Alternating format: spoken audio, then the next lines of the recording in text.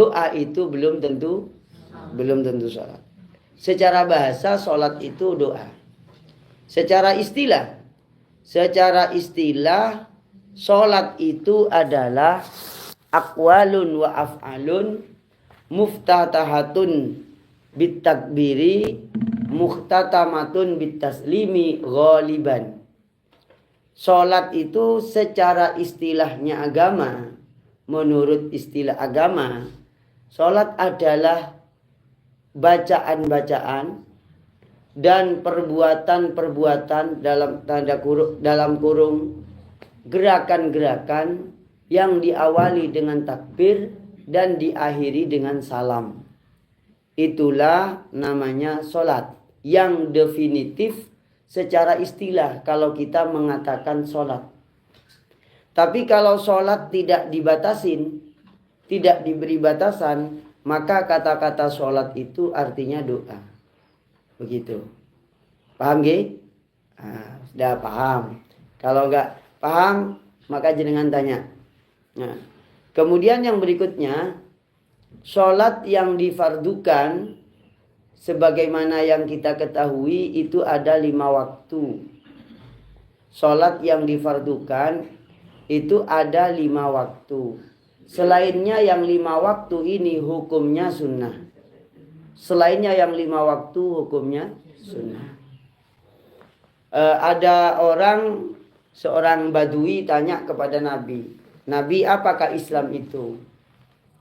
Nabi menjawab, Islam itu adalah bersyahadat bahwa bahwa tiada Tuhan selain Allah dan Nabi Muhammad utusan Allah. Yang kedua itu mendirikan sholat. Nah, mendirikan sholat itu khamsa sholawatin fil yaum wal lailah, yaitu 5 kali waktu sholat dalam sehari semalam. Terus orang ini nanya ke Nabi, hal alayya ghairuha, apakah ada yang lain Nabi? Illa anta tawa'ah. Oh, gak ada kecuali kalau kamu melakukan sholat selain 5 waktu itu namanya sholat sunnah. Maka yang diwajibkan sebenarnya kepada kita itu hanya 5 kali. Kalau dalam 1 kali sholat itu 5 menit, berarti hitungannya 35 menit. Andaikan ditambah dengan wudhu dan pipis, mungkin total 1 jam. Atau paling lama 1,5 jam. 1 hari semalam hanya untuk ibadah kepada Allah cuma 1,5 jam. Nah, kalau dilihat dari sini, kalau dilihat dari sedikitnya waktu ini, antara kewajiban kepada Allah dengan kenikmatan yang diberikan oleh Allah itu tidak sebanding sama sekali. Ya, tadi itu realnya itu cuma 30 atau 40 menit sholat kita itu sehari semalam yang wajib. Begitu. Hanya enggak Ustadz, kadang saya ke masjid itu sampai 30 menit. Iya, karena dipotong pipis 5 menit ya. Ngeten 10 menit ya. Jalan 5 menit, ngenteni imam 5 menit, sudah 20 menit.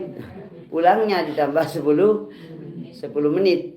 Lah, kalau panjenengan ngitung itu semua, iya bisa sampai 1 kali sholat 20 menit. Tapi yang sesungguhnya, yang Allah minta untuk panjenengan dan saya, sholat itu maksimal 7 menit total itu. Begitu. Dibanding dengan nikmat Allah yang diberikan ke saya dan panjenengan. Nikmatnya Allah yang diberikan ke panjenengan dan saya ini sudah tak terhitung. Ambean sehari itu berapa menit itu? 24 jam ambean. Ambeannya. Itu ambean atas, belum ambean bawah. Ambean bawah itu ngentut. Iya. Dan ngentut itu kan juga nikmat dari Allah. Lah kalau panjenengan nggak bisa ngentut itu kan dioperasi. Nggih napa boten? Nah, berarti ngentut itu mahal. Lah operasi usus buntu itu bisa sampai 10 juta kalau nggak pakai BPJS. Iya enggak? Nah, berarti harganya kentut satu itu 10 juta. Nah, ping biro sama kentut setino itu ya. Kayaknya kalau yang duduk bagian depan itu mungkin sehari 7 kali. Berarti 70 juta. Ya. Yang paling banyak kayaknya bagian belakang itu ya. Sehari ya. Nah, sehari bisa 20 kali. Iya, ngentutan. Klepnya kan sudah rusak gitu ya. Iya. Apalagi panjenengan makan bote ya. Itu tambah kentutan.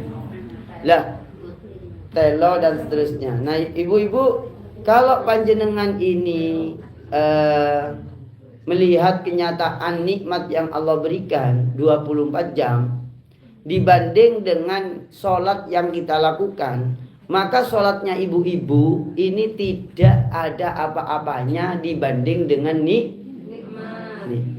Nggih apa boten? Mohon maaf, saya ini antara meja dengan kursi ini tidak berimbang. Saya tak duduk di bawah saja ya. Tidak, biasanya kan saya duduk di bawah sebelumnya nggih. Iya. Ya apa namanya? Ya saya tak duduk gini saja. Nah, nggak apa-apa. Nggak usah apa namanya? Nggak usah. Oh, Ustaz saya nggak enak sungkan. No, nggak usah. Apanya sungkan ya. Oke. Kursinya dengan mejanya ini apa namanya ya? Ya meja kota itu biasa begitu ya. Kadang bukan mejanya yang kekecilan, iya, tapi kursinya yang kekecilan. Ya. Sehingga agak berimbang ya. Ini ada sambil kita jawab menjawab pertanyaan gitu. Ya nanti saya jawab ya dari Nisa Nur ini yang ngaji online di YouTube ini ya. Nah, Ibu apa? Ini dah. Oh, enggak usah weh. Apa ini enggak usah weh ya. Enggak usah. Nah, ibu-ibu, saya ini masuk ke inti sekarang. Tadi itu kan pembukaan. Bahwa sholat yang panjenengan lakukan dengan nikmat yang Allah berikan sungguh tidak ada bandingannya. Sama sekali enggak berimbang. Itu baru nikmat satu saja. Belum nikmat yang lain. Karena terlalu banyak nikmat Allah yang diberikan ke kita, akhirnya hati kita ketutupan seakan-akan nikmat Allah yang diberikan itu kecil. Ya, nikmat Allah terasa kecil lantaran nikmatnya kebanyakan. Nah, sekarang kita coba ngaji bab sholat antara yang kita lakukan dengan yang Allah berikan kepada kita itu tidak berimbang. Maka agar kita agak berimbang, kita coba melakukan ibadah sholat yang lebih sempurna dengan ilmunya sholat, yaitu fikih sholat yang kita lakukan saat ini. Begitu ya. Nah, bismillahirrahmanirrahim. Ustadz, ada orang yang mengatakan misalnya sholat itu kan yang penting dilakukan, kan sudah sah, gugur kewajiban. Iya. Tetapi sholat yang dilakukan hanya gugur kewajiban itu tidak punya makna sebenarnya. Kenapa kok tidak punya makna? Ya karena nggak sampai membekas ke hatinya. Padahal kalau kita ini membaca ayat Al-Quran, wa aqimus sholata li dzikri, dirikanlah sholat untuk mengingat aku. Lah kalau sholat itu tidak ingat kepada Allah yang memerintahkan sholat, ya berarti sebenarnya dia tidak mendirikan sholat. Contohnya panjenengan ini sholat ngadep ke mana? Ngadep ke kiblat. Ngadep ke kiblat itu apa kiblatnya kita? Ke arah Masjidil Haram, yaitu lurus ke Ka'bah atau arahnya Ka'bah. Ya. Pertanyaannya, apakah panjenengan setiap kali sholat, dan saya khususnya, ya karena saya dan panjenengan itu 11-12 model sholatnya itu. Iya. Apakah panjenengan ketika sholat itu betul-betul mengingat Allah, atau di dalam sholatnya itu ingat segala-galanya? Ingat segala-galanya. Iya, yang lupa-lupa itu ingatnya di dalam sholat. Maka ini perlu pembelajaran tentang fikihnya sholat secara lahir dan batin. Karena sholat itu bukan hanya lahir.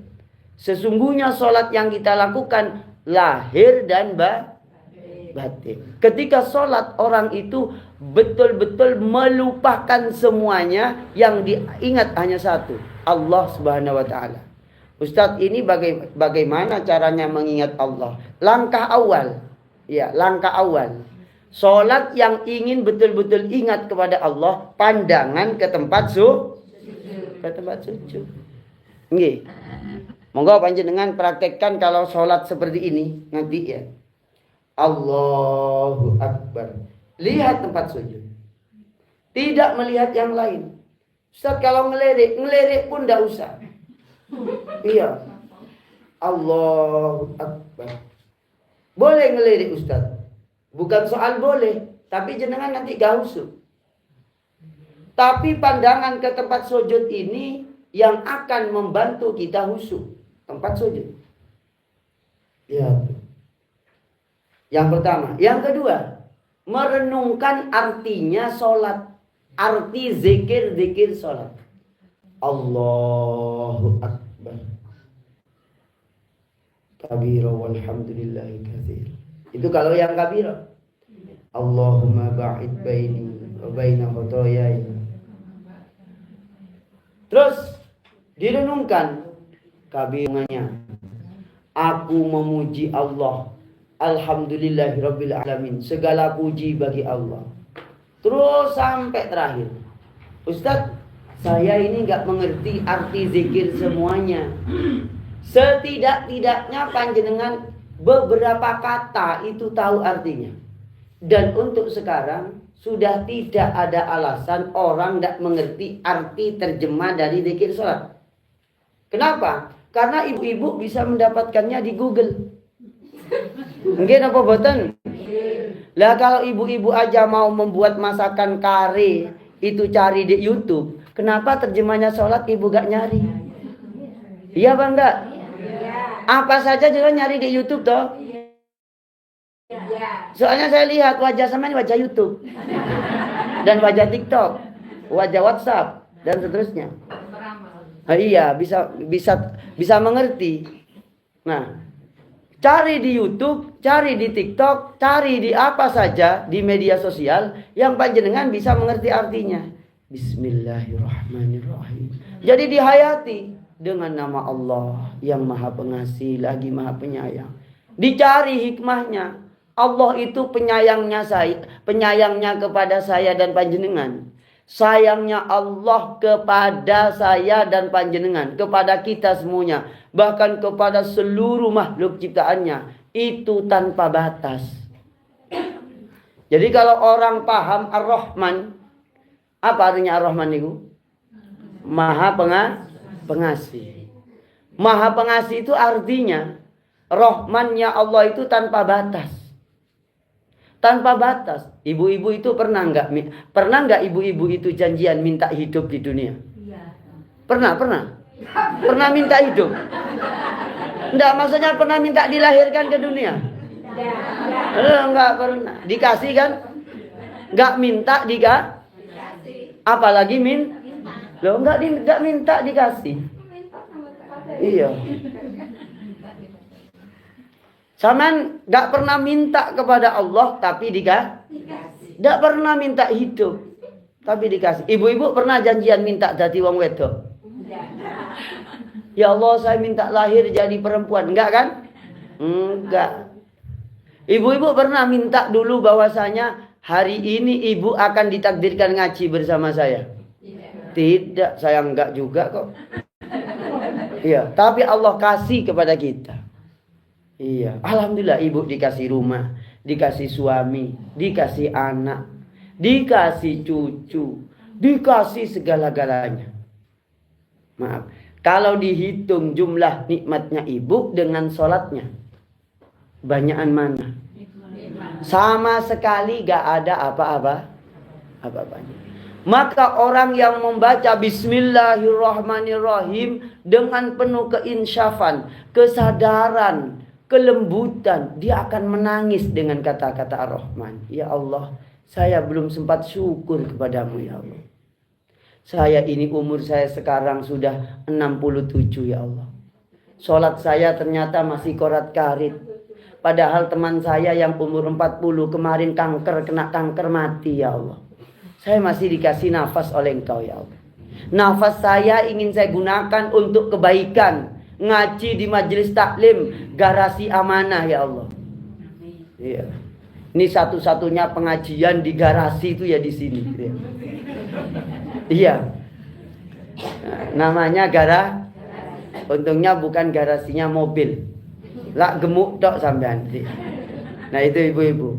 Nah, caranya tadi apa yang pertama? Melihat tempat Yang kedua, merenungkan arti dan terjemah kata zikir yang ada di dalam sholat. Sampun nggih? Yes. Yang ketiga, panjenengan tak pernah yang ketiga niki, panjenengan tidak menganggap penting urusan dunia.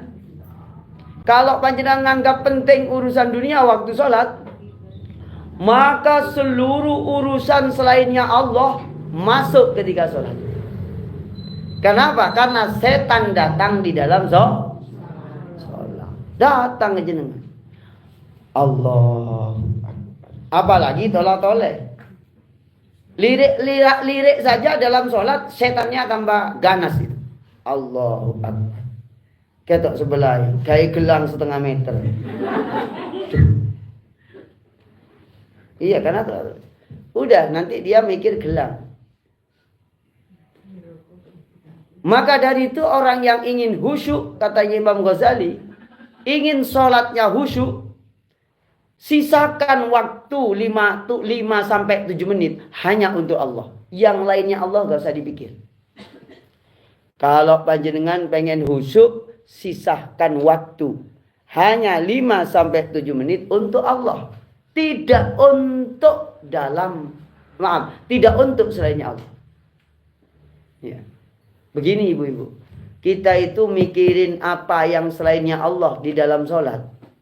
Allahu Akbar. Kalau jenengan kepikiran toko, Allah, kok mau tukang gojek teko iki.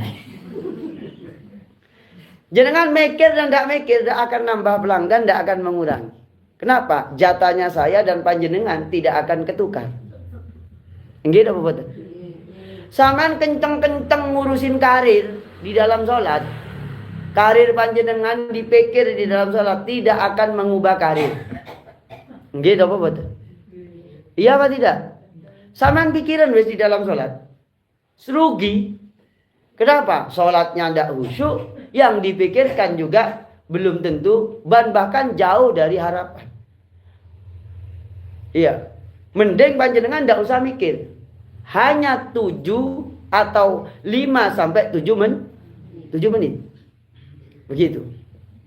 Nah, ibu-ibu yang berbahagia, yang dimuliakan Allah Subhanahu wa taala, maka orang yang sholat, yang ingin khusyuk, minimal ada 3 hal yang dilakukan, yaitu pandangan ke tempat sujud, 2, mengangen-angen merenungkan arti kata per kata dari zikir, yang ketiga, menghilangkan semuanya yang selain Allah dalam pikiran dan hati. Lah ini angel napa boten? Lah wong ustate mawon durung khusyuk kok. Saya saja lo belum khusyuk, apalagi panjenengan. Iya. Maka hari ini kita belajar bersama untuk etik samaannya. Etrik ya. Etrik dan etip untuk bisa khusyuk. Mungkin. Etriknya khusyuk ini ada, ya tak minimal 3 tadi itu. Tapi yang paling berat adalah menghilangkan ketergantungan kepada makhluk. Artinya selain Allah itu dihilang di hati. Di hati dan di pikiran. Kalau di hati dan di pikiran itu masih ada pesanan kue, pesanan kerupuk, ya, apa tunjangan pensiunan bagi yang pensiun, atau mikir masalah pengangguran, ya pengangguran itu nggak usah dipikir, yang penting mangan. Loh, sampean Mas yo gak nganggur ternyata gak iso mangan, milih endi? Ya milih pengangguran iso mangan enak. Iya toh. Lah gak usah dipikir, gimana caranya? Latihan tiap hari.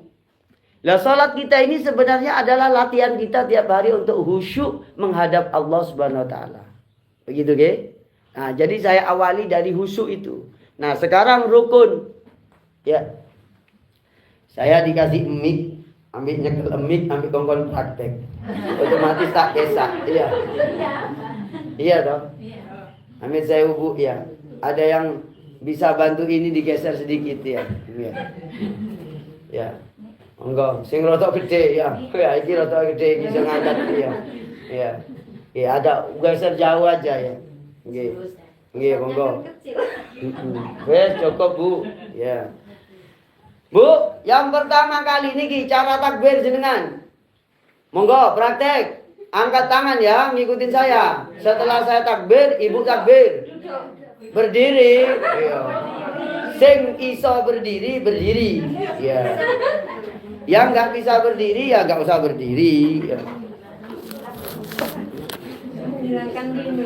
Ya. Oh, semangat Bu. Ini panjenengan dicatat ibadah nih oleh Allah. Iya. Jadi sebelum sholat, pandangan kita sudah ke tempat sujud. Nggak usah tolak-tolak guys. Apa mana ngobrol karo koncone. Ya, ini menyebabkan ndak usuh. Mbak, sampean maliki tenang. Deh. Tangan deh emak sebelum sholat cerita-cerita, Mbak. Sampean ada enggak di TV, Mang?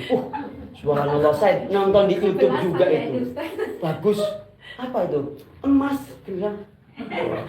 Maka sholatnya sedang nggak usah. Ketika masuk masjid sudah mulai hilang semuanya kecuali Allah Subhanahu wa taala yang ada dalam pikiran dan hati. Monggo. Allahu Akbar. Nah, iya kan? Ada yang begini, ada yang begini, ada yang begini, ada yang begini ya. Nah, Bu, ini takbir gini. Lihat. Allah. Nah, ini sunnahnya anak apa? Ibu jari. Ya, ini ibu jari. Ini nempel ke sini, nggih. Ini sunnahnya ke sini. Ya. Laki-laki perempuan sama kita? Sama. Oke ya. Sampun? Sampun. Ya, dia. Allahu Akbar. Allahu Akbar. Ulangi lagi. 1, 2, 3. Allahu Akbar. Nah, pandangan kok mandang saya? Tempat saya loh. Sangat ini loh. Jangan mandang Ustaz. Ya, coba. 1, 2, 3. Ana sing guyon iki ya, iki gak genah iki berarti ya. Iya. Oke. Bu, monggo panjenengan perhatikan. Apakah takbir yang pertama ini namanya takbiratul ihram. Artinya ihram itu mengharamkan. Artinya ihram itu mengharamkan. Nah, jenengan sebelum sholat mau ngomong sama siapa saja, Bu? Boleh. Mau makan juga, Bu? Boleh. Mau minum juga, Bu? Sampean sebelum takbir, minum boleh apa enggak? Boleh. Sebelum takbir itu ya, misalnya ini contoh ini. Bismillahirrahmanirrahim. Belum takbir ya? Bismillahirrahmanirrahim. Boleh apa tidak? Boleh. Boleh karena belum Lah takbir yang pertama disebut takbiratul ihram. Karena setelah takbir ini panjenengan haram semua ihram. Ihram itu mengharamkan semua yang yang boleh sebelum sholat. Maka disebut takbiratul ihram. Begitu. Nah, Allahu Akbar namanya takbiratul ihram. Ini hukumnya wajib. Hukumnya wajib. Maka jangan sampai tidak ngomong ketika takbiratul ihram itu. Ini rukun qauli, rukun baca Apa istilahnya? Rukun qauli. Ayo, rukun qauli. Ya, rukun. Oke, lanjut. Setelah takbiratul ihram itu haram melakukan apa saja? Ya. Allahu Akbar. Haram bicara. Haram melakukan gerakan yang bukan gerakan sholat. Ya, Allahu Akbar. Kancane teko sampean salaman. Enggak boleh. Iya. Nggih. Kancane teko salaman di sapa kok tas teko sampean. Mau dilanjut maneh. Enggak boleh. Batal salat. Makanya disebut takbiratul ihram. Allah. Ayo takbir lagi. Allahu Akbar. Oke. Terus yang berikutnya. Setelah takbiratul ihram ruku. Allahu Akbar. Nah. Sami Allahu liman hamidah. Nah, ibu-ibu, ruku Allahu Akbar ini namanya takbir intikal. Intikal itu artinya pindah dari rukun satu ke rukun yang lain. Namanya takbir intikal. Selain takbir yang pertama, hukumnya sunnah semuanya. Jadi misalnya saja, panjenengan waktu takbir begini. Ini takbir dari pertama ya. Allahu Akbar. Karena berjamaah. Imamnya ruku, Allahu Akbar. Waktu imamnya ruku sampean lali, mek meneng toh. Allahu Akbar. Karena ngelamun. Wis ruku, Allah.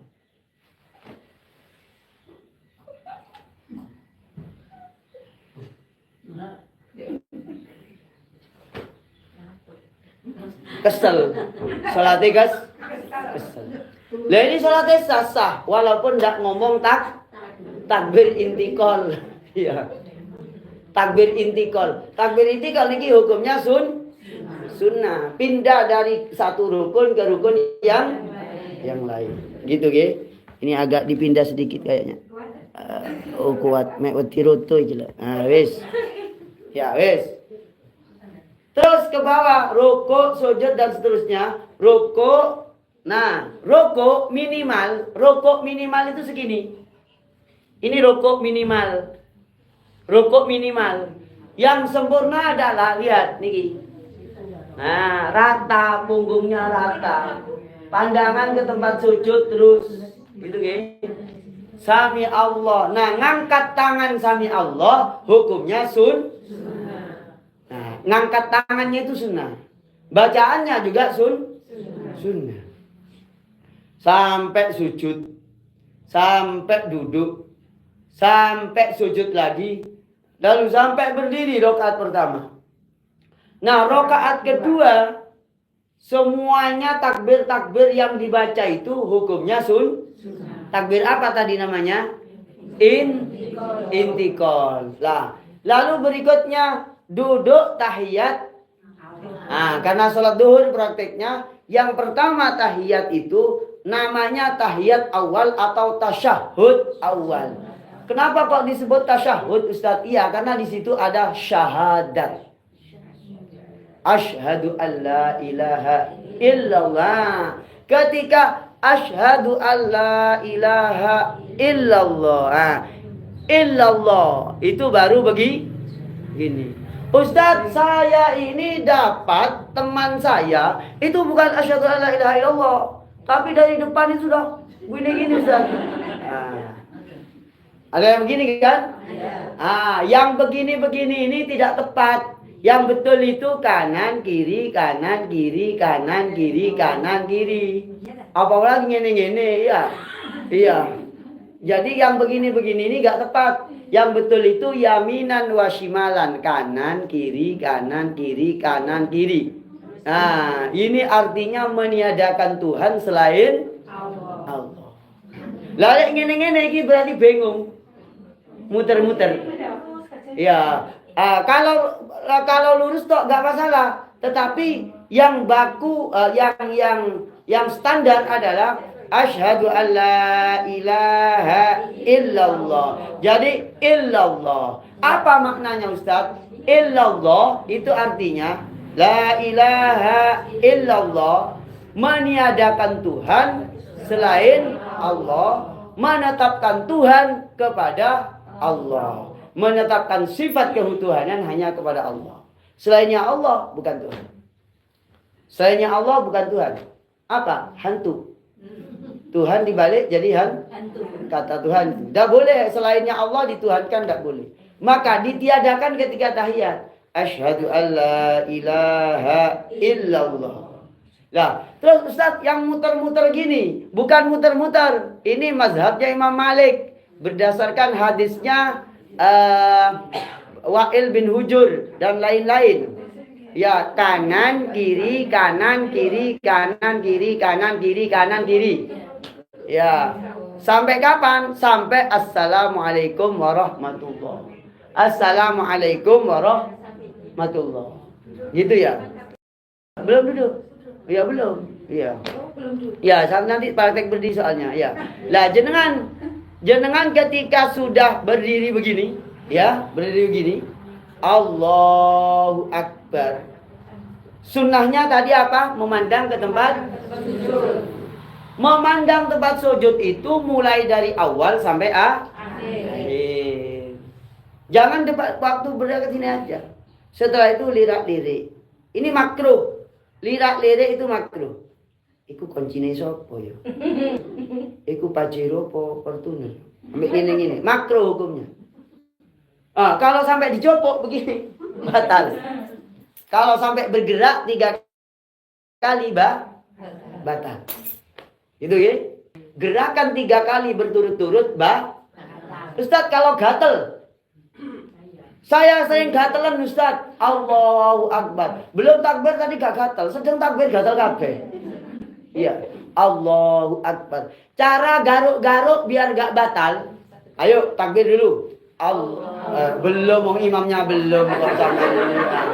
Iya. Saya dulu. Allahu Akbar. Allahu Akbar. Nah, ternyata ibu-ibu setelah takbir gatel. Iya. Gatel. Yang mana gatel? Bokongi. Nah, ini nggak batal, caranya gini. Yang gatel di sini. Iya toh? Di sini. Iya. Maka jenengan tangannya cukup gini. Jarinya tok di gini. Iya.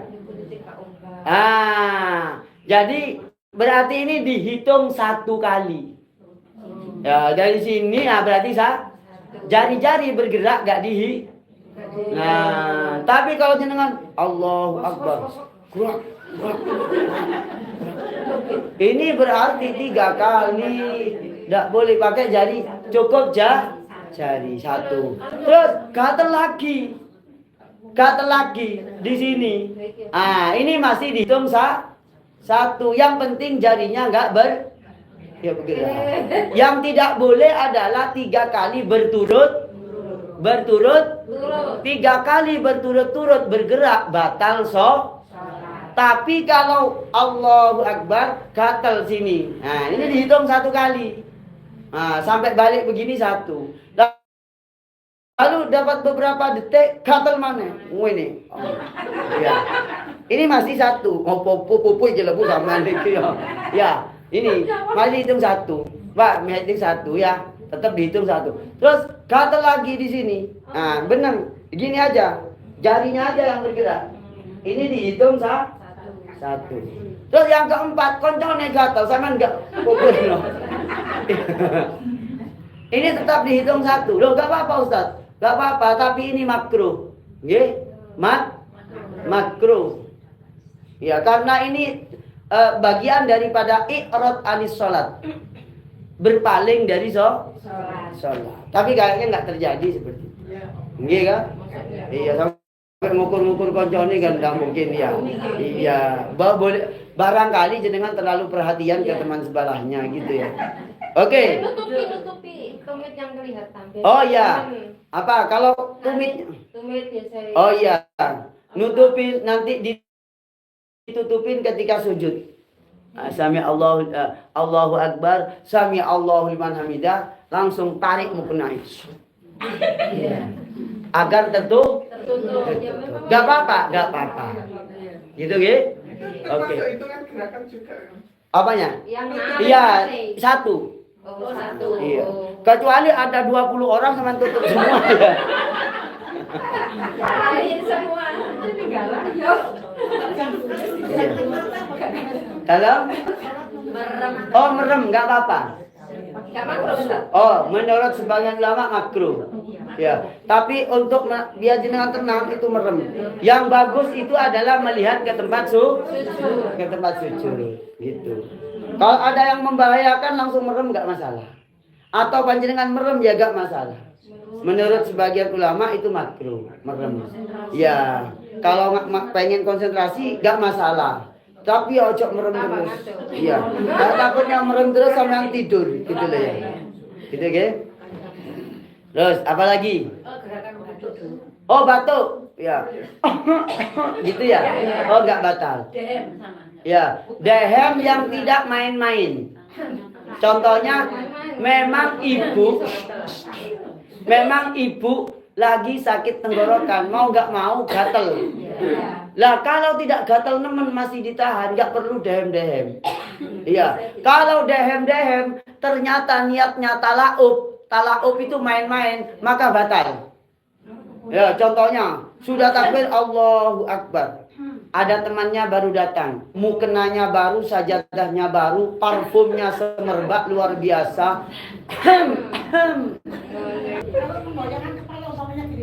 Enggak apa-apa. Menggoyangkan kepala enggak apa-apa. Yang enggak boleh menggoyangkan kepala imam. Kalau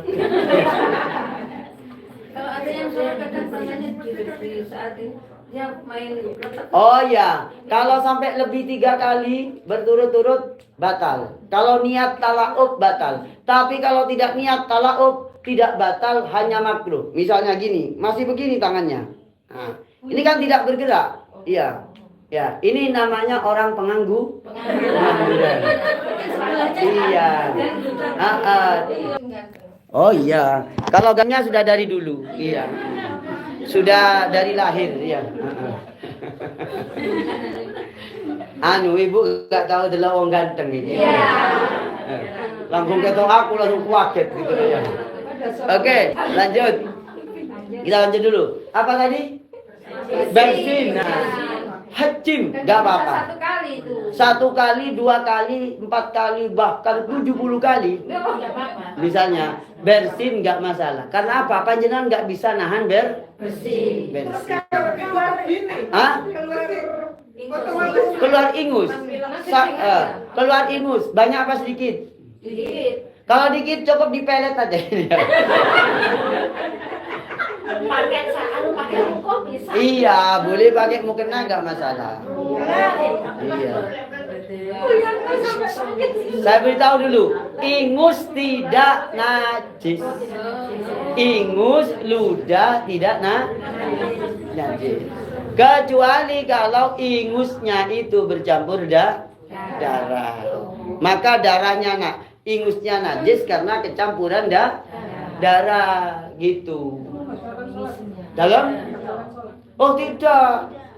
Yang keluar darah itu yang keluar darah kalau memang mimisen itu menurut sebagian ulama batal, menurut sebagian yang lain tidak.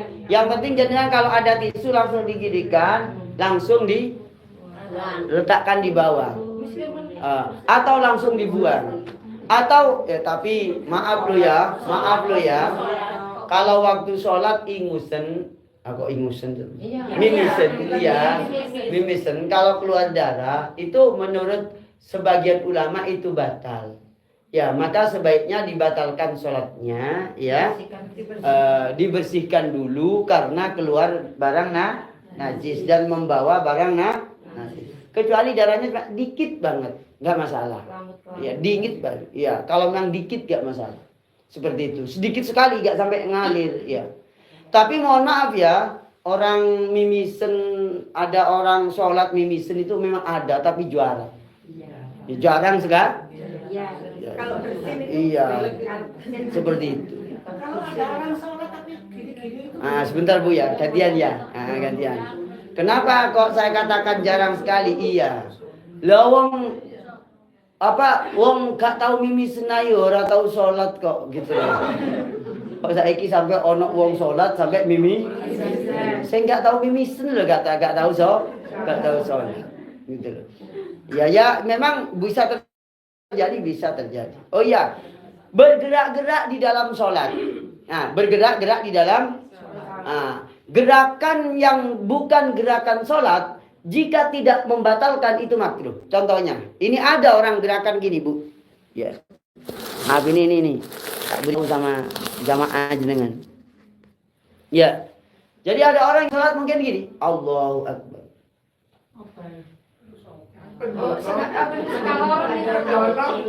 Kebiasaan. Mungkin ada yang gini. Macam-macam ada yang gini. Nah ini sholatnya makruh. Sholat yang sedemikian ini makruh walaupun tidak batal. Tapi kalau niatnya main-main, hukumnya niatnya main-main. Bermain-main artinya meremehkan keadaan sholat itu. Gitu. Tapi nggak banyak Bu, nggak gitu. Nggak banyak itu langka juga. Wong sing meneng tok ayo justru gak sholat juga kok ya. Untung deh gelem dong. Sing meneng gak tuh apa-apa itu loh gak sholat gitu loh. Itu skalor gitu loh. Iya, skalur dan seterusnya. Begitu. Sabar ya. Duduk dulu. Iya. Iya. Bismillahirrahmanirrahim.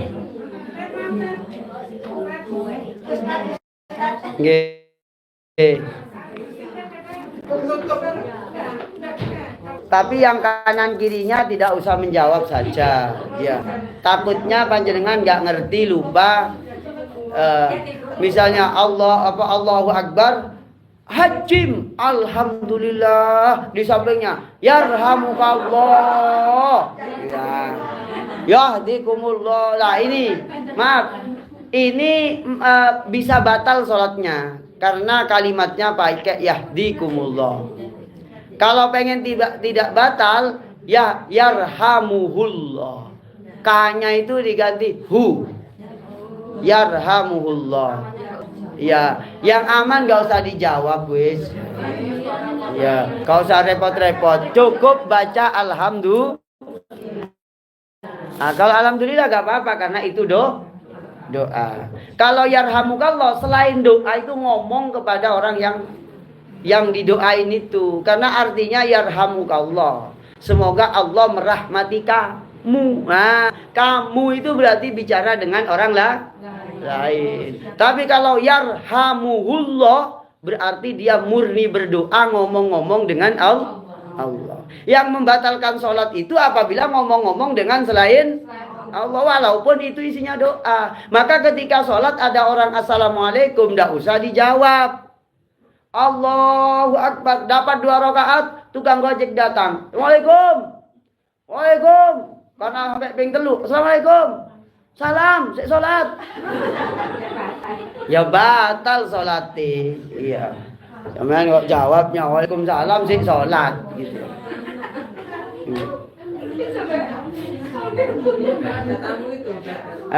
Ada tamu ya cepet-cepet no ae sholate ya.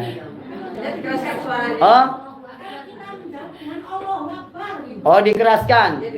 Kalau niat berbicara itu makruh. Kalau niat menjawab itu makruh. Iya. Wis lah meneng ae jarno paling sampean lho salate lho sampai sak jam Oh paling 5 menit. Iya. Paling itu paling lama 7 menit. Itu pun kayaknya jarang sekali yang sampai 7 menit gitu. Boleh ditakbir dikeraskan boleh. Ya, niatnya tetap niat zikir gitu. Bukan niat memberitahu kalau sholat gitu. Iya, sampun nggih. Sekarang saya lihat Ibu-ibu uluk salam. Perhatikan nggih. Iya. Setelah fil alamina innaka Hamidum Majid. Saya mau salam ini nggih. Lihat. Salam yang betul dan ideal. Assalamualaikum warahmatullah. Yang gerak cuma kepala. Sampai pipi kelihatan orang belakang. Assalamualaikum warahmatullah. Assalamualaikum warahmatullah. Salam pertama, assalamualaikum warahmatullah. Ini salam yang wajib. Salam yang kedua, assalamualaikum warahmatullah. Ini salam yang kedua, hukumnya hindari uluk salam yang begini. Assalamualaikum warahmatullah.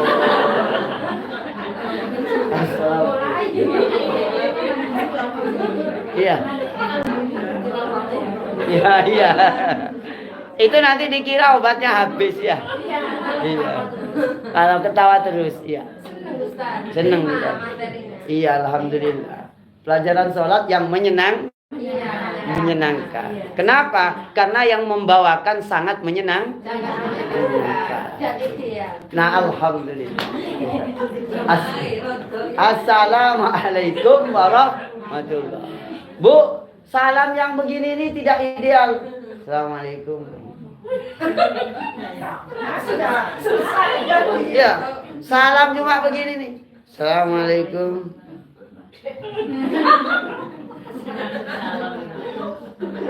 Ya.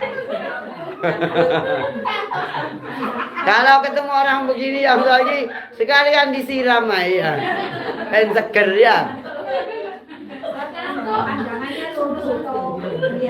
Oh, enggak banyak, cukup ke kanan gini. Kanan, assalamualaikum. Enggak usah lihat ke sini. Enggak perlu. Iya. Enggak bu sing sabar iki kanthean obat iki ya. Sing sabar mawon nggih. Iku yang diburi kelihatan agak Pak ketularan bisa dia. Ibu iki sing ibu coklat iki ketularan dia. Kenapa sama masa saya lucu jenengan dia? Hah? Ya udahlah. Yang penting ngaji ilmu ya bisa diterima. Iya. Oke, kita lanjut G. Lanjut. Sekarang jawab pertanyaan dulu. Ustadz tadi di chat ada ini dari Kalimantan. Ustadz ada yang bertanya syarat sholat jamaah apakah boleh jamaah karena ada acara tempat sholatnya susah. Oke siap. Ini pertanyaannya dari siapa tadi ya? Ya ini. Assalamualaikum Ustadz. Syarat diperbolehkannya menjamak sholat itu apa saja Kiai? Kalau misalnya saya ada acara jam 1 dan karena khawatir nanti di lokasi tidak ada tempat sholat yang memadai. Lanjut nah dengerin.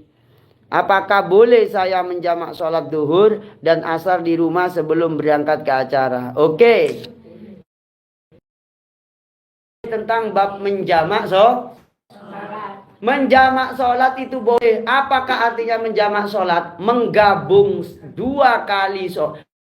dua waktu sholat digabung di satu waktu. Zuhur dengan asar. Nggih. Sebentar belum saya terangkan ini. Iya. Sama engko nanti balik-balik jamaah gitu ya. Tak terangno dulu ya.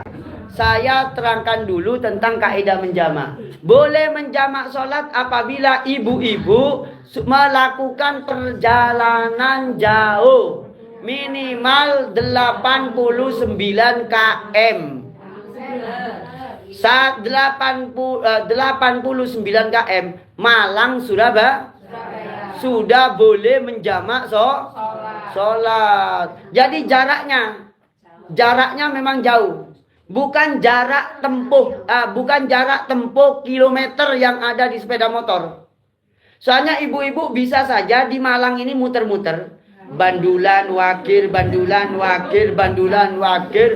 muter sampai 70 kali. Ibu itu bisa sampai 80 km. Itu tidak dihitung. Kenapa? Karena jarak realnya cuma 5 km. Begitu. Sini Wagir itu kurang lebih 5 km. Nggak boleh jamak. Bolehnya menjamak Malang Surabaya. Ini menurut hadis yang dipahami mayoritas ulama. Ustadz, katanya ada keterangan yang membolehkan jamak yang kurang dari 89 km. Yaitu kurang lebih 5 km atau 3 mil. Boleh nggak Ustadz? Ketika saya dalam kelelahan, menurut sebagian kecil ulama, Nabi itu ada riwayat hadis, Nabi pernah menjamak sholatnya, perjalanan hanya 3 mil. Tapi karena memang kelelahan. Ya kelelahan. Dan tidak dijadikan kebiasaan ini. Iya. Karena takutnya ibu tidak bisa ngukur menurut agama. Hanya menurut kesenangannya. Iya. Lek sholat capek, tapi lek nang mall gak capek. Lek acara senam pagi gak capek. Ya, akhirnya ibu bisa mencari-cari alasan, akhirnya meremehkan agama. Kita nggak boleh meremehkan perintah agama. Begitu loh. Cari enak-enaknya gak boleh. Maka ibu-ibu kalau berangkat dari Malang ke Surabaya, itu sudah boleh menjamak di jamaknya bukan di rumahnya. Karena ibu belum melakukan perjalanan. Kalau dari Bandulan mau ke Surabaya menjamak sholat, jamaklah nanti di Soekarno-Hatta Blimbing. Sudah keluar dari wilayah Sukun Malang. Jadi sudah masuk ke Blimbing. Itu pun kalau sudah masuk waktu zuhur, sholat zuhur 4 rakaat, Allahu Akbar. Lalu langsung sholat asar 4 rakaat. Namanya sholat jamak. Ya, dengarkan dulu belum selesai. Ya, sekarang ibu-ibu kalau perjalanan juga boleh menjamak sekaligus mengqashar. Yaitu yang 4 rakaat jadi 2. Duhurnya 2, asarnya 2. Berarti namanya jamak paham ya? Nah, itu jadi qashar dengan jamak itu hal yang berbeda. Tapi bisa dilakukan secara bersama. Kalau jamak itu artinya menggabung, kalau qashar artinya meringkas. Iya. Yang 2 rakaat, yang 4 rakaat jadi 2. Yang 3 tetap gak boleh sampean maghrib dikosor jadi 1,5. Ya, setelah 1 rakaat kedua ruku, assalamualaikum warahmatullahi wabarakatuh. 1,5 gak boleh, gak ada. Subuh tidak boleh dijamak dan tidak boleh dikosor begitu. Umpamanya dalam perjalanan naik bus malam gitu Ustaz. Boleh nggak saya jamak di rumah dulu? Nah, saya terangkan semuanya nanti. Iya. Oke. Iya. Yang berikutnya, menjamak sholat karena keperluan yang insidentil. Nah, catat. Yang insidentil dan kesulitan melakukan sholat. Catatannya kesulitan.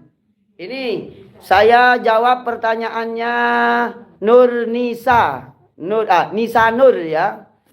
Ketika memang dalam keadaan kesulitan dan itu bukan kebiasaan, cuma datangnya mungkin setahun, 2 tahun, 3 tahun sekali. Contoh, ibu-ibu ini mantu.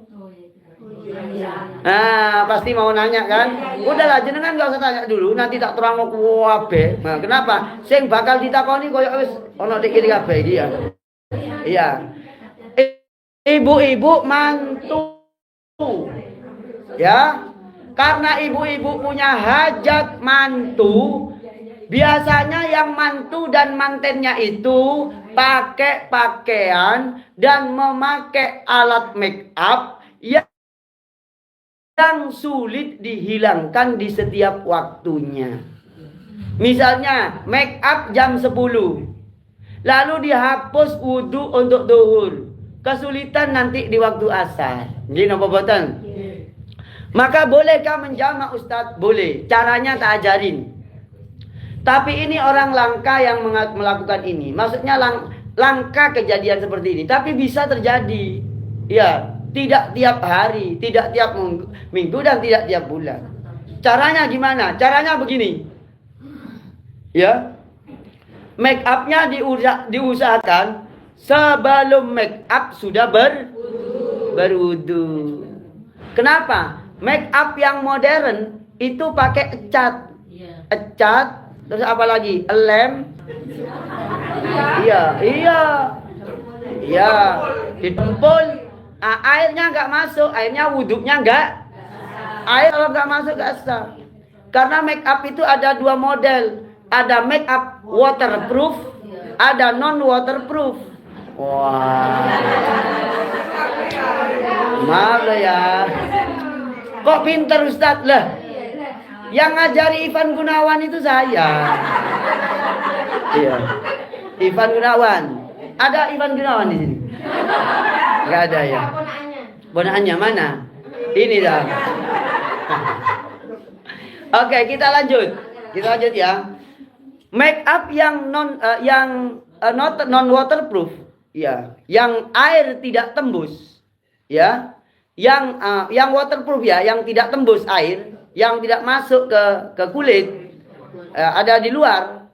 Maka wuduknya sebelum make up. Sebelum make up sudah dan setelah make up, setelah wudu bermake up, setelah make up gak boleh ngentut, gak boleh batal sampai masuk waktu zuhur.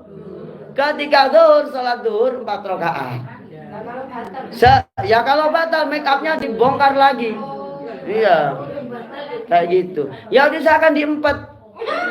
Yang ngempet sih, ya sampai lo tayang tambah gak masuk juga, tambah rusak. Iya, kena debu. Nah nanti kepedeng sing nyentel itu ya gak karu-karuan nanti, iya. Kepedeng nyentel ya. Ya. Terus, nah ibu-ibu berarti make up setelah make up ngempet tidak batal.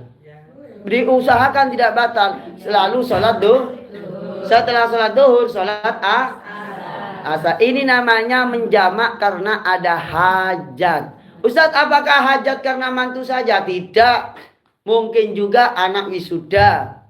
Yang berikutnya apalagi jagain orang sakit. Ini kesulitan ini gak ada yang jaga. Anda akan ditinggal mati. Wah, ini tinggal mati nih gitu. Karena sudah tinggal beberapa detik ini ya. Nah, maka sekiranya ditinggal itu mati dan membahayakan, maka ditunggu sampai betul-betul sampai mati ya, betul. Wes. Ya Allah. Dalam? Oh, gak boleh mengkodok sholat. Kalau masih bisa melakukan itu gak boleh. Mengkodok sholat itu 1 karena tertidur, 2 karena lupa, 3 karena lalai. Iya. Apa lali ambil lupa podo. Iya. Lalai itu gimana? Sembrono. Iya. Ya dia dalam keadaan sadar, dia harus sholat, maka dijamak. Gimana caranya? Nggak mungkin jagain orang sakit itu 24 jam gak ono waktu meneng. Itu nggak mungkin. Iya. Justru ake menengi. Apalagi yang sakit sudah koma. Itu tambah enak sholat itu. Iya. Kenapa enak sholatnya? Ya karena sudah tidak ada yang dijaga. Kecuali hanya menunggu. Menjaga dengan menunggu beda. Kalau menjaga itu memperhatikan keperluannya ini dan itu. Tapi kalau menunggu, ini masih hidup, apakah besok sudah tidak ada. Itu menunggu. Sebentar, belum selesai. Ya, belum selesai. Saya selesaikan semuanya. Nah, menjamak yang karena hajat itu tentunya boleh di mana saja. Di rumah sakit. Ya karena memang jenengan gak ada yang jaga lagi. Kecuali panjenengan. Tapi sepertinya hampir mustahil tidak ada waktu untuk Kenapa? Karena mesti ada jadwal tindakan. Waktu jadwal tindakan itu kan bisa sambil dijaga. Mbak, minta tolong sebentar ya. Saya mau sholat 5 menit saja. Allahu Akbar. Di dalam situ. Kan bisa. Ini hanya keadaan yang sangat darurat. Begitu. Satu. Dah berikutnya. Sholat yang dijamak dalam perjalanan. Sekarang sholat dalam perjalanan lagi. Sholat yang dijamak dalam perjalanan. Batasannya menjamak kalau sudah nyampe ke tujuan 3 hari 3 malam gitu loh. Ustadz, setelah 3 hari 3 malam pindah perjalanan lagi, boleh jamak lagi.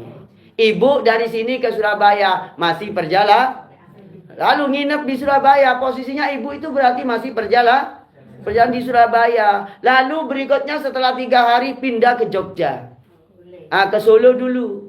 Ya, setelah 3 hari pindah ke Jogja.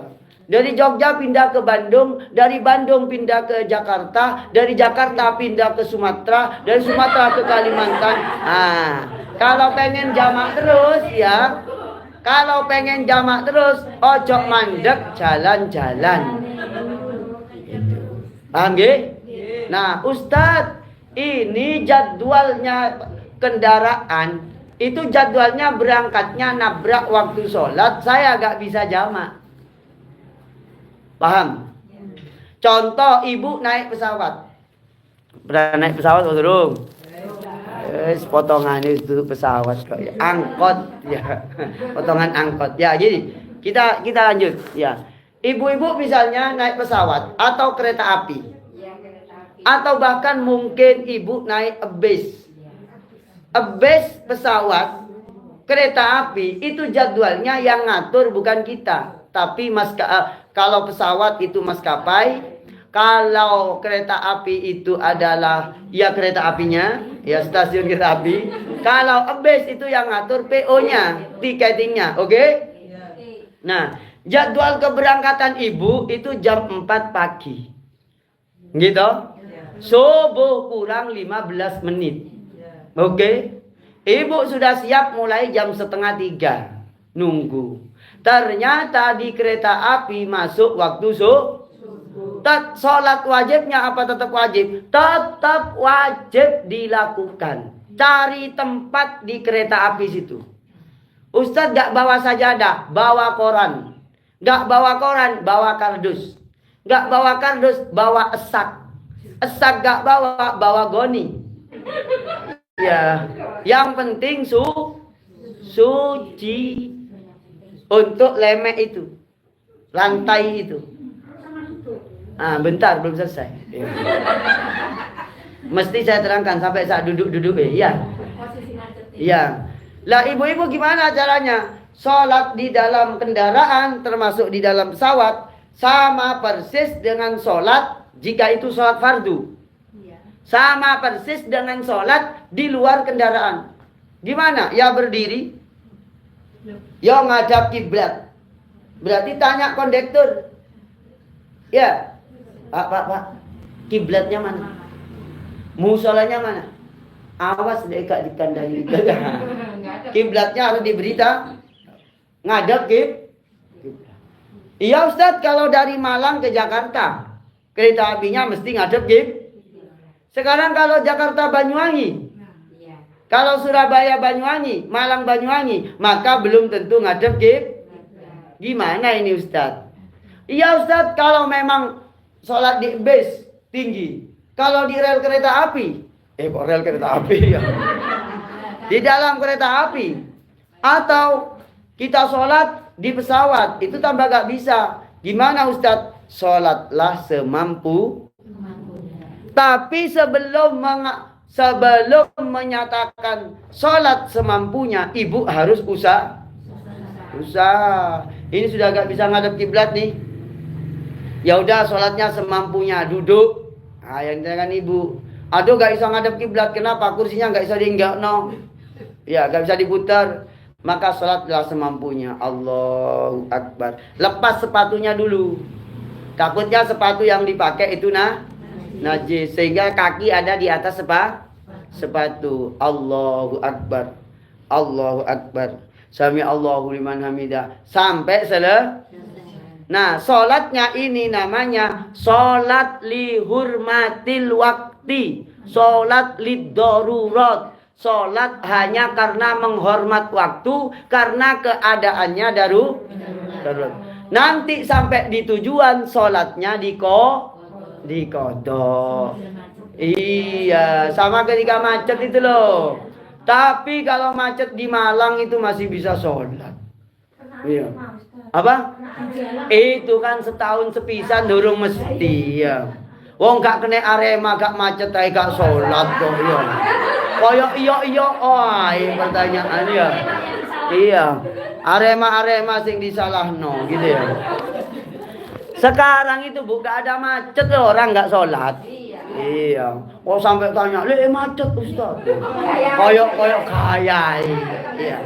Iya. Itu pertanyaan pret. Iya.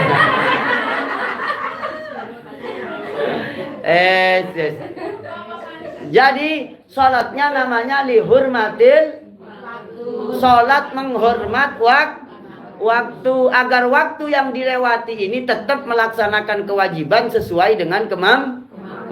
Nanti di tujuan telah nyampe dilakukan kodok sholat begitu.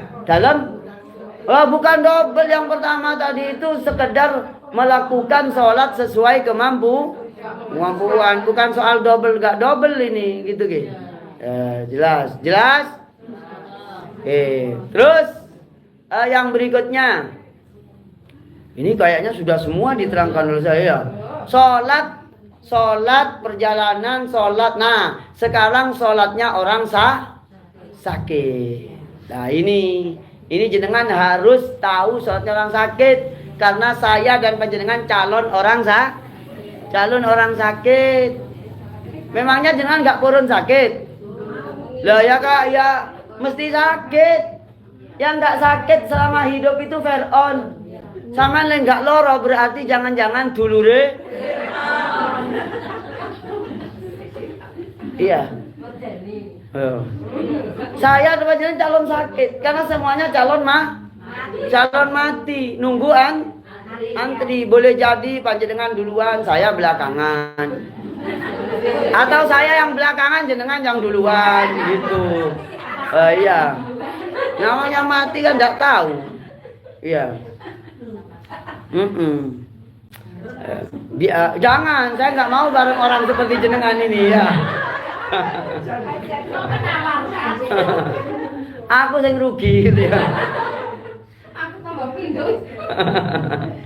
Oke, yang berikutnya kita lanjut ya. Ini kita Assalamualaikum Ustaz, izin Ustaz. Apa arti makrifat dan hakikat syukron? Ini Nur Cahyani. Oke, ini penanya dari mana aja ini? Ada dari Carlos, ada dari Kalimantan Barat, Kalimantan Timur, dan lain-lain, dan seterusnya. Oke, Carlos Kalamproso, ada Jawa Tengah, Jawa Barat, NTB, dan selain-lainnya. Oke, kita lanjut. Ibu niki, Allahu Akbar, migrain. Jadi muter-muter yuk. Akhirnya andaikan berdiri jatuh dia, maka sholatnya sudah boleh duduk. Tapi kalau mek loro-loro titik, Allahu Akbar. Ya biasa jenenge wis tuwek. Iya. Loro dek kene titik ya wajar. Ya dikuat-kuatno titik enggak loro nemen mek loro titik ae. Ya. Kalau cuma sakit sedikit dan masih bisa berdiri, ya, dengan cara tidak masyakoh, tidak kerepotan, rukuknya sambil dicekel. Allah. Sami Allah. Maka ini tetap sholatnya berdiri. Kalau sudah betul-betul gak bisa, baru sholatnya duduk gitu. Intinya yang jika panjenengan sholat dalam keadaan berdiri akan menimbulkan penyakitnya bertambah parah, atau lambatnya penyembuh. Atau kalau ibu sholat berdiri itu ternyata keluar najis. Misalnya, ya, habis dari kamar mandi, kalau langsung sholat, itu ketika rukuk, Allahu Akbar, rukuk, Allahu Akbar, Sami Allahu liman hamidah. Waktu sujud tuh cerot. Aduh. Atau waktu sujud perut keluar baik dari depan atau belakang. Berarti panjenengan ini darurat untuk tidak sholat berdiri. Tapi andaikan masih bisa disiasati, misalnya setelah wudhu diam dulu yang agak lama. Berarti wudhunya jangan dadakan. Iqomah baru pipis. Dengar iqomah baru pipis. Iki sing salah tutu sing iqomah, sing pipis.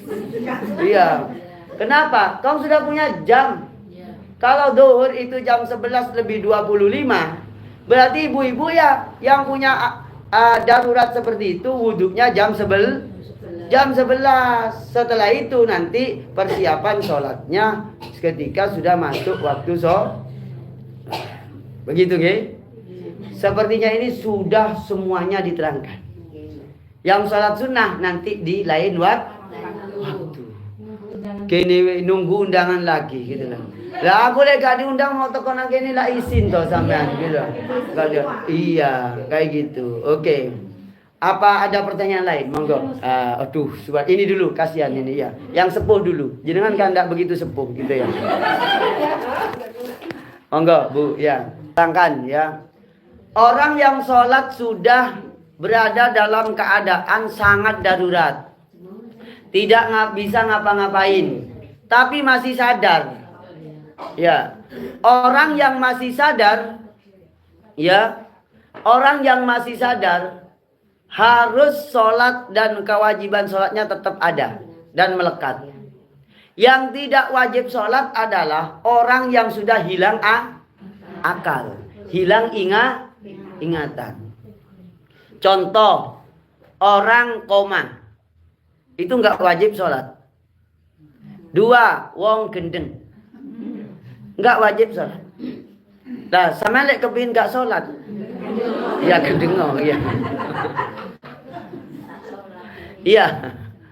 Nah, Ustadz ini sudah nggak bisa bergerak ngapa-ngapain, maka yang pertama kali kami terangkan adalah wudhunya diwuduin. Ya, diwuduin, ambil air sedikit aja. Jangan dikerocok karo selang, ya. Sama air diratakan, diwuduin. Ustadz dia kan lawan jenis, gak apa-apa. Atau nyuruh anaknya, tolong diwuduin. Atau ditayam, airnya rata ke seluruh anggota lalu dia minta tuntun sholat. Gimana Ustadz? Cara yang terbaik adalah, kalau ibu yang dituntun itu laki-laki, kan ibu gak boleh ngimami. Gimana caranya? Kalau ada anaknya yang laki-laki, setiap datang waktu sholat, suruh sholat sambil ngikutin gerakan sholatnya dia. Semampunya. Kalau mampu mengangguk, ya berarti mengangguk itu adalah sholatnya dia. Allah. Sami Allah. Ya. Semampunya. Begitu. Lalu salamnya, Assalamualaikum. Ustadz, cara yang berikutnya apa Ustadz? Sampean tuntun, ayo takbir, Allahu Akbar. Sami Allahu liman hamidah. Rabbana walakal hamd. Nah, gitu, dituntun itu. Boleh. Ya. Begitu, Bu. Oh, tidak harus. Yang nuntun tidak karena cuma simulator saja. Nah, begitu, Ge? Oke, terus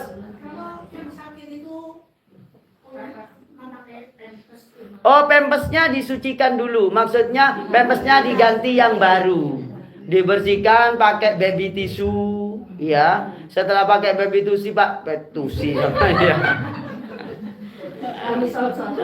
Ya Allah, Kang. Pakai baby tissue, setelah pakai baby tissue pakai air, setelah pakai air pakai baby tissue lagi, lalu ganti lalu sholat. Ustadz, apakah setiap sholat ganti pempes? Tidak.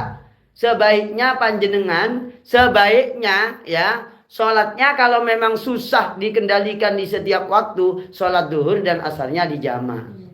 Tapi kayaknya pempes kan cuma 4.000, 2.500. Dikeringkan dulu karena masih suci. Iya. Terus Pempes yang tadi itu diganti begitu. Bisa kok. Oh, pakai underpants. Iya, boleh lah terserah. Atau pempesnya itu dilapisin plastik. Biar gak kena najisnya. Dan seterusnya. Itu soal teknis. Yang penting ketika sholat itu Ustadz, ini sudah tidak bisa disucikan Ustadz. Setiap 5 menit, 10 menit keluar cerut, cerut, cerit, cerit. Sudah ada anu Ustadz. Gak mungkin menjaga. Sholatlah tetap dalam keadaan najis. Sholat liddoru. Tetap wuduin. Diwuduin. Begitu. Oke, sebentar Bu Gi. Tadi apa Bu?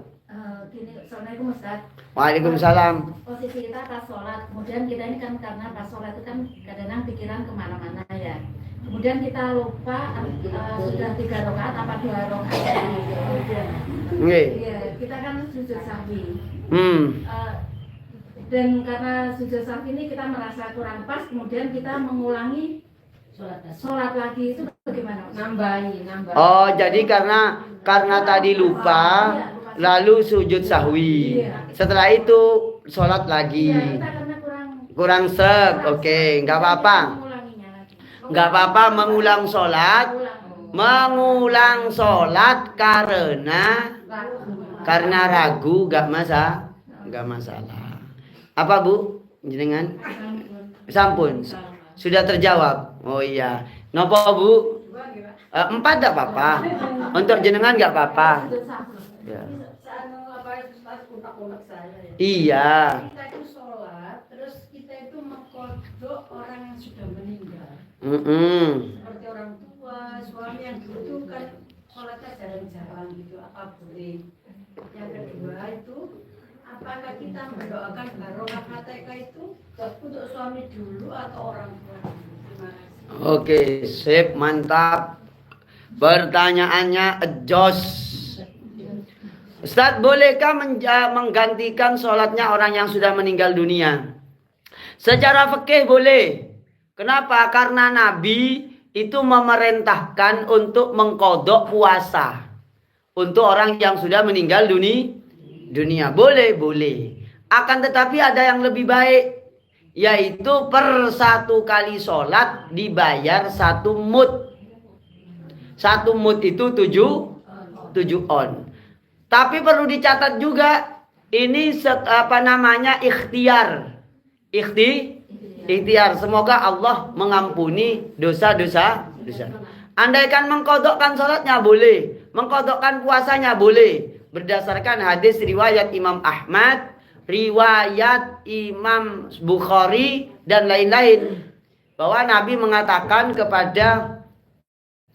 kepada Amr bin Al-As bahwasanya Amr bin Abil As itu dikatakan begini, lau aqarra abuka bitauhid nafa'ahu dzalika. Jadi apabila katanya Nabi, wahai Amr bin Al-As bin Abil As, ya, andaikan bapakmu itu beragama Islam, lalu lau tasaddaqta au sumta au iktakta anhu nafa'ahu dzalika. Kamu berpuasa atas nama bapaknya. Kamu bersedekah atas nama bapaknya. Lalu atau kamu memerdekakan budak atas bapaknya, nafa'ahu dzalika. Maka itu bermanfaat untuk yang meninggal dunia bapakmu itu. Dengan catatan bapakmu, ibumu, keluargamu itu beragama Islam. Nah, katanya para ulama, sholat dan puasa itu kan sama-sama perintah Allah. Begitu loh. Berarti secara fikih boleh juga, boleh. Tetapi tidak boleh janjian. Gimana janjiannya? Misalnya ibu ini, aku nggak sholat, jongkok aku lek mati sampean sing genteni. Nah, itu tidak boleh. Nah, begitu tidak boleh. Itu namanya istighfaf biddin, meremehkan agama. Cuma pilihan yang paling bagus adalah kalau keluarga kita meninggal, punya tanggungan sholat, punya tanggungan puasa, maka dibayarkan fidyah. Per 1 hari puasa 1 emut. 1 emut itu 7 on. 1 kali sholat 7 on. Satu kali sholat 7 on. Atau satu mood istilahnya. Ustadz, kalau misalnya kami gak mampu, tak sholatin aja tiap hari. Atau disolatkan digantikan sholatnya. Esa. Diterima, insya Allah diterima. Saya bukan penjaminnya, insya Allah diterima. Ustadz, apakah nanti bisa menyebabkan sudah digantikan sholatnya masuk surga? Ya saya nggak tahu. Ini soal fadl dari Allah, soal kemurahan Allah Subhanahu Wa Taala dengan harapan Allah mengampuni, begitu. Ikhtiar. Tapi yang hidup dan sehat seperti jenengan ini ndak boleh jaga wong si urip. Gitu nggih? Apa Bu? Ayo.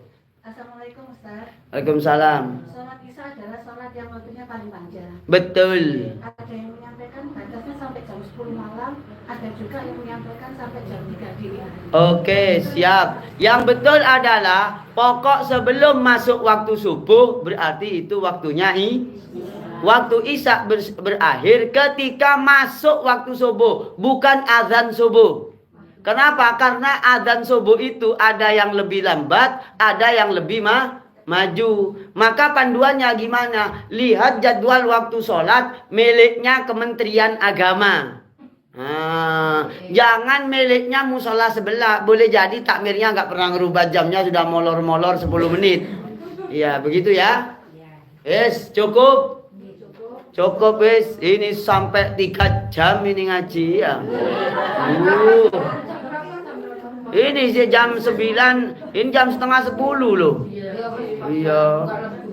Wih, 3 jam ini. Wis tak kasih bonus 2 jam sampean. Iya. Ya. Iya, siap ya. Semoga panjenengan diparingi sehat wal afiat. Yang ngaji online semuanya diparingi sehat wal afiat. Panjang umur barokah. Panjang umur sehat. Sehat sampai kiamat. Dimudahkan rezekinya, dikabulkan hajatnya, dijauhkan dari balak musibah. Anaknya yang belum dapat jodoh dipertemukan jodohnya. Yang rondo-rondo ketemu dudo, yang dudo-dudo ketemu rondo. Sing kepingin rabi ya. Yang anaknya belum kerja Allah berikan pekerjaan. Yang sudah dapat jodoh semoga Allah karuniai anak yang banyak. Al-Fatihah. Ar-Rahmanir-Rahim.